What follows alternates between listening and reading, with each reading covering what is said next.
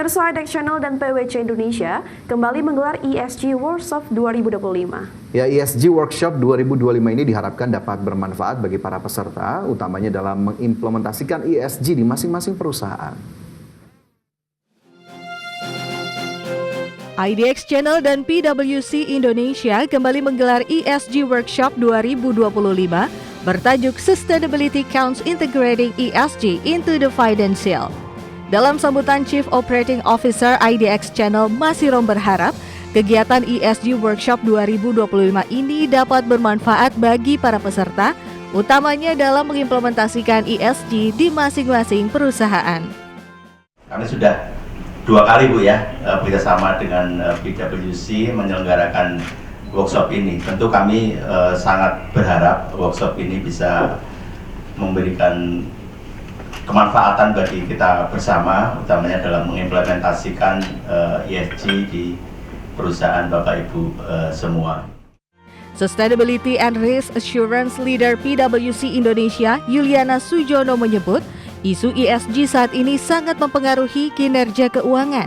Hal ini menjadi komponen penting agar peranan ESG yang diterapkan di dalam perusahaan dapat terjadi dengan baik. Kita lihat sekarang ini isu-isu ESG bukan hanya memiliki environmental issue saja, concern terkait environmental issue saja, tetapi juga bagaimana dapat memengaruhi financial performance dari perusahaan. Dan even di beberapa perusahaan bisa berakibat pada going concern dari perusahaannya sendiri. Karena itu menjadi salah satu license to operate bagi perusahaan ya sekarang ya. Misalnya. Nah, buat kami Pertamina International Shipping tentu saja hal ini akan sangat berdampak pada bisnis ke depan dan bagaimana caranya kita untuk membangun suatu ekosistem sehingga bisnis yang kita jalankan bisa sustain. ESG Workshop 2025 merupakan salah satu kegiatan dari rangkaian kegiatan utama ESG yang bertajuk Navigating ESG in Global Economy Uncertainty yang akan diakhiri dengan ajang penghargaan ESG Award. Dari Jakarta, Ricky Anwardi, IDX Channel. Kembali bersama kami di Prime Market Highlights. Pemirsa, Menteri Keuangan Sri Mulyani resmi membuka pendaftaran calon ketua dan anggota Dewan Komisioner Lembaga Penjamin Simpanan periode 2025-2030. Ya, proses seleksi calon ketua dan anggota Dewan Komisioner LPS dipastikan akan dilakukan dengan prinsip transparansi, integritas, dan akuntabilitas.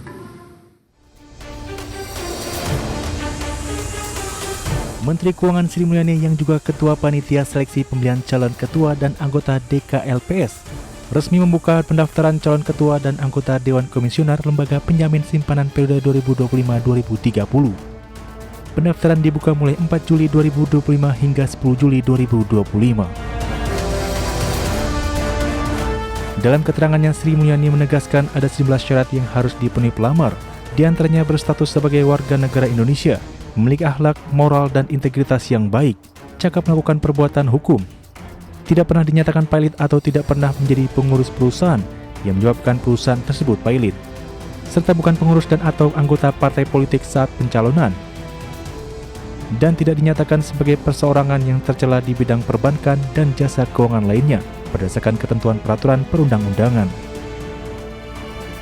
Jabatan yang akan diisi atau yang dibuka untuk seleksi ini adalah nomor 1, Ketua Dewan Komisioner merangkap anggota. Dan yang kedua, jabatan anggota Dewan Komisioner yang membidangi program penjaminan dan resolusi bank untuk periode jabatan 5 tahun yaitu 2025 hingga 2030. Sri Mulyani memastikan proses seleksi calon ketua dan anggota Dewan Komisioner LPS periode 2025-2030 akan dilakukan dengan prinsip transparansi, integritas, dan akuntabel. Dari Jakarta, Tim Liputan, IDX Channel. DPR RI resmi mengesahkan Ricky Perdana Ghazali sebagai Deputi Gubernur Bank Indonesia periode 2025 hingga 2030. penunjukan Ricky Perdana Ghazali sebagai Deputi Gubernur Bank Indonesia usai melaksanakan Fit and Proper Test pada 1 Juli 2025 di Komisi 11 DPR RI 1 Juli kemarin. DPR RI resmi mengesahkan Ricky Perdana Ghazali sebagai Deputi Gubernur Bank Indonesia periode 2025-2030. Keputusan diambil dalam rapat paripurna DPR RI ke-22, masa persidangan 4 tahun sidang 2024-2025. Ricky Ghazali menggantikan Doni P. Juwono yang memasuki masa pensiun pada Agustus mendatang. Dalam laporannya, Ketua Komisi 11 DPR RI Misbah Kun mengungkapkan, Komisi 11 DPR RI telah melaksanakan Fit and Proper Test pada 1 Juli 2025. Hasilnya, dalam rapat internal tanggal 2 Juli, Komisi 11 memutuskan secara mufakat memilih Ricky Perdana Ghazali sebagai Deputi Gubernur Bank Indonesia. Komisi 11 DPR RI telah melaksanakan uji kelayakan dan kepatutan Fit and Proper Test pada tanggal 1 Juli 2025 terhadap 2 calon Deputi Gubernur Bank Indonesia. Selanjutnya, rapat internal Komisi 11 DPR RI pada tanggal 2 Juli telah memutuskan secara musyawarah mufakat dan menyetujui saudara Ricky Perdana Ghazali SEMM sebagai Deputi Gubernur Bank Indonesia periode 2025-2030. Sebelumnya, Presiden Prabowo mengajukan 2 nama calon Deputi Gubernur Bank Indonesia pada 6 Mei 2025.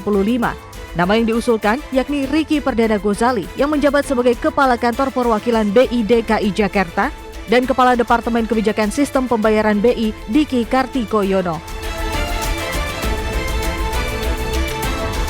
Jakarta, Tim Liputan IDX Channel.